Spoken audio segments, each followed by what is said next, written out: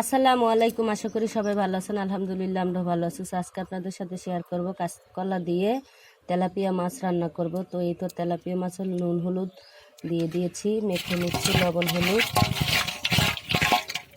আর কি বলবো ভাই, লাঠি চুলে রান্না করি, এমনিতে অনেক গরম লাগে।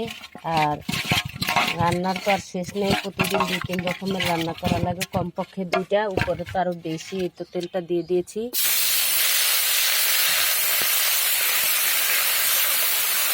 এখন মাছটাও দিয়ে দিলাম। আর এই তো কাঁচকলাটা আমি কেটে, কাঁচকলাটা দেখেন আমাদের গাছের কলা, তো আমি কলাটাকে কেটে ধুয়ে তারপরে হলুদ আর লবণ মাখিয়ে রেখে, হালকা একটু লবণ দিয়েছিলাম, আর অনেকগুলো হলুদ মেখে রেখেছি একবারে আধা ঘন্টার মতো। তো মাখার পরে আপনার ধুয়ে নিয়েছি, কচগুলো সব চলে গেছে। এভাবে আপনারা হলুদ মেখে রাখলে তাহলে আর কষ্ট থাকে না। কলা তরকারিটা ভাপ দিতে হয় না, অনেকে আবার ভাপ দিয়ে নেয়, তো যার যেটা পছন্দ। তো আমার কাছে ভাপ দেওয়ার থেকে ভাপ দিলে সিদ্ধ হয়ে যায়, সেটা আর কি। লবণ মরিচটা আমার কাছে মনে হয় লবণটা পারফেক্ট ঢোকে না, আর যদি এইভাবে দেই তাহলে কষ্ট চলে যায়। লবণ মরিচটা সিদ্ধটা পারফেক্ট, একবারে কষায় রান্নাটা করা যায়, ভালো লাগে। এই তো মাছ ভাজাটা হতে থাক। এই তো উপকরণগুলো আপনাদের দেখিয়ে নিচ্ছি: লবণ, হলুদ, মরিচের গুঁড়ো, ধনিয়া জিরার গুঁড়ো একসাথে, পেঁয়াজ কুচি, আর রসুন বাটা। আমি এখানে আদা বাটাটা দেবো না। তো এই তো আমার মাছগুলো হয়ে গেছে, এখন মাছগুলো নামিয়ে নেব। মাছগুলো ফ্রেশ, পাশের পুকুর থেকে টাটকা মাছ কিনে রেখেছি। এই তো মাছগুলো উঠিয়ে নিয়েছি, এখন পেঁয়াজ কুচিটা দিয়ে দিব।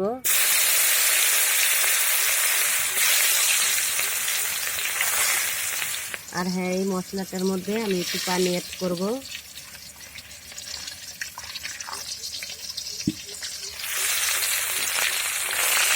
তো দেখুন তেলটা এত কড়া, লাঠি চুলার জাল যেহেতু বেশি জ্বলে।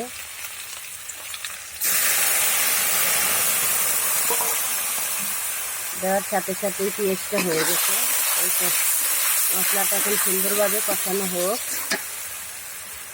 তো এই তো দেখেন মশলাটা খুব সুন্দরভাবে কষানো হয়ে গেছে, তেল উঠে গেছে। এখন আমি কলাগুলো দিয়ে দিচ্ছি। এই কলাগুলোকে নেড়ে চেড়ে সুন্দরভাবে কষিয়ে নিব।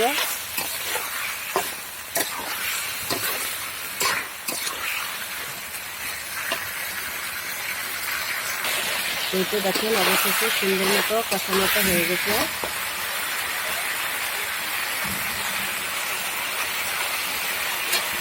এখন ঝোলটা দিয়ে দিব। যেহেতু কলার তরকারি ঝোলটা বেশি টানে, মানে ঝোলটা বেশি রাখলেও কমে যায়, তো আমি একটু ঝোল ঝোল রাখবো।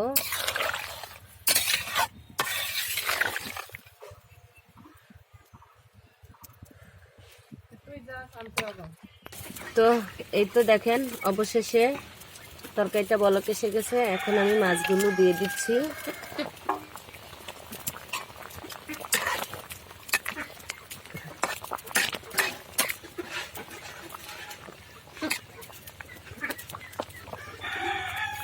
হতে থাক। তো এই তো অবশেষে তরকারিটা হয়ে গেছে, উঠিয়ে নিব।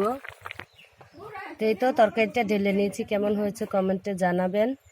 আর হ্যাঁ, ভিডিওটা সবাই শেয়ার করবেন, লাইক দিয়ে ফুল ভিডিওটা দেখবেন। সবাই ভালো থাকবেন, সুস্থ থাকবেন। আল্লাহ হাফেজ।